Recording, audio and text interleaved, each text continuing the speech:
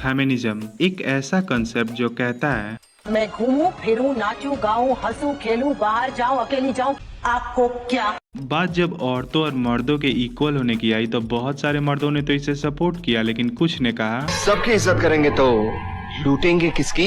लेकिन आज की वीडियो में मैं डिकोड करने वाला हूँ मैसेज को, जिसमें मेनली वुमेन प्रॉब्लम्स को हाईलाइट किया गया है। नहीं इन प्रॉब्लम्स को, नहीं ये वाली प्रॉब्लम को। बट डेफिनेटली मूवी में 2-3 जगह चीज़ों को एग्जैजरेट भी किया गया है और वो चीज़ें मैं तुम्हें आगे की वीडियो में जरूर बताऊंगा। सो शर्मा जी के 3 बच्चे हैं, एक ये जिसका नाम मुझे नहीं पता, दूसरी रिचा जो एक डांस ट्रूप चलाती है, और तीसरा लोला, क्योंकि डॉग्स बड़े लॉयल होते हैं। Richa is an educated, progressive and talented girl, और इसीलिए रिचा की प्लेसमेंट सीधे किचन में लगती है। So Richa is now married to doctor Diwakar, who is a gynaecologist, जो क्लिनिक में दूसरी औरतों का इलाज करते हैं और घर पर अपनी बीवी का।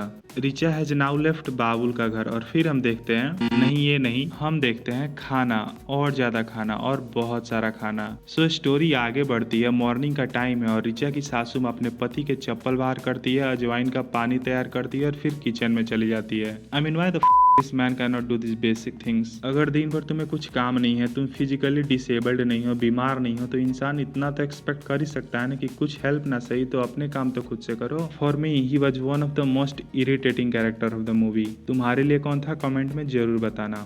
अब कोई डॉक्टर हो या हाउसवाइफ, महीनों लगातार एक सेम रूटीन फॉलो करने के बाद कुछ दिन के ब्रेक की तो सबको ही जरूरत पड़ती है, और इसीलिए दिवाकर की मम्मी यानी रिचा की सासू माँ घर रिचा के भरोसे छोड़कर ब्रेक लेने चली जाती है अपनी बेटी के किचन में। अब पूरा घर क्योंकि रिचा के भरोसे है, सो रिचा अपने ससुर को खुश करने के लिए बहुत मेहनत करके फोन से रेसिपी देखकर दमफुक्त बिरयानी बनाती है, और फाइनली रिचा को अपने ससुर से वो कॉम्प्लीमेंट मिलता है जिसके लिए उसने इतनी मेहनत की।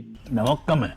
इसकी माँ का भोला चेहरा। तुम मिक्सर से चटनी नहीं पीस सकते क्योंकि नुआंसेस खत्म हो जाते हैं। डांस टीचर नहीं बन सकते क्योंकि हॉबी को जॉब कौन बनाता है। वॉशिंग मशीन से कपड़े नहीं धो सकते क्योंकि 2 part lemon juice, 1 part baking soda. Kitchen is the solution to every problem. Now ताऊ जी के बेटे टुन्नू भैया इज इन द हाउस, और मुझे नहीं पता why the fuck this man is so obsessed with shikanji, but Tunnu भैया डिसाइड करते हैं कि ladies should rest tonight and he will cook the mutton. So Richa को इंस्ट्रक्ट करते हैं कि वो 7-8 प्याज काट दे, गार्लिक पेस्ट बना दे, 5-6 टमाटर काट दे, मटन को मैरिनेट कर दे और उनको आधे घंटे बाद किचन में बुला ले। टुन्नू भैया उसे मटन बनाना नहीं, क्रेडिट चुराना कहते हैं। सो रिचा की लाइफ में प्रॉब्लम्स बढ़ती जा रही हैं। इन-लॉज काम नहीं करने देना चाहते, यू नो, परंपरा, प्रतिष्ठा, अनुशासन। हस्बैंड को खाने और सेक्स से ज्यादा कोई मतलब है नहीं। एंड देयर केम दिस बुआ जी, जिनको तुम टुन्नू भैया का फीमेल वर्जन कह सकते हो। सो करवा चौथ का दिन है और दिवाकर के पापा सुबह सुबह साबूदाना खिचड़ी और अमरूद की सब्जी पेलते हुए रिचा और बुआ जी को फास्टिंग के फायदे बता रहे हैं। आई मीन ऑब्वियसली करवा चौथ के कारण रिचा और बुआ जी का निर्जला उपवास चल रहा है, तो खाने के बदले कुछ नहीं तो ज्ञान से तो पेट भरना पड़ेगा ना।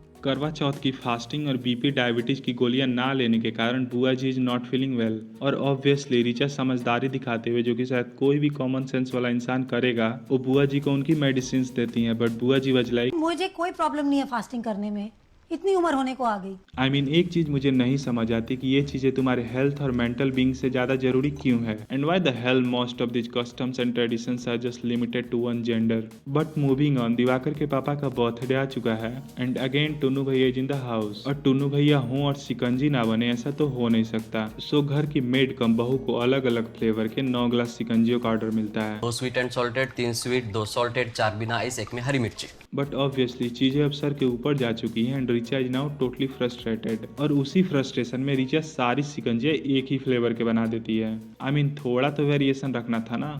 अच्छा बात नहीं है। सो अगर तुमने मूवी देखी है तो तुम्हें पता ही होगा कि चीजें आउट ऑफ कंट्रोल चली जाती हैं, और मूवी के एंड में रिचा दिवाकर का घर छोड़कर वापस अपने पेरेंट्स के घर चली जाती है, और दिवाकर को एक दूसरी वाइफ कम मेड मिल जाती है। वैसे तो मूवी बहुत अच्छे तरीके से विमेन प्रॉब्लम्स और पेट्रियार्कल नॉर्म्स को प्रेजेंट करती है, बट मूवी में 2-3 ऐसे भी सीन्स थे जो मुझे थोड़े ओवर द टॉप और एग्जैजरेटेड लगे। जैसे there is this particular sequence in the movie जब रिचा को पीरियड्स आए होते हैं और दिवाकर उसे 4-5 दिन के लिए किचन में जाने से मना कर देता है, और मुझे नहीं लगता कि ऐसा कुछ होता है जनरली, क्योंकि ये पीरियड्स, इम्प्योरिटी और अलग अलग तरह के कस्टम्स लोगों ने अपने कन्वीनियंस के हिसाब से बनाए हैं, और हाउसवाइफ 4-5 दिन किचन से दूर रहे, इसमें किसी को कोई कन्वीनियंस नहीं। मूवी में एक और सीन है जहाँ रिचा की सासू माँ दिवाकर और उसके पापा के ब्रेकफास्ट करने के बाद खुद ब्रेकफास्ट करने जाती है और वो अपने हस्बैंड के जूठे प्लेट में ही खाना शुरू कर देती है। और अगर तुम इसे रियल लाइफ से कंपेयर करो तो again I think it was a bit exaggerated. बाकी तुम लोग क्या सोचते हो कमेंट में जरूर बताना।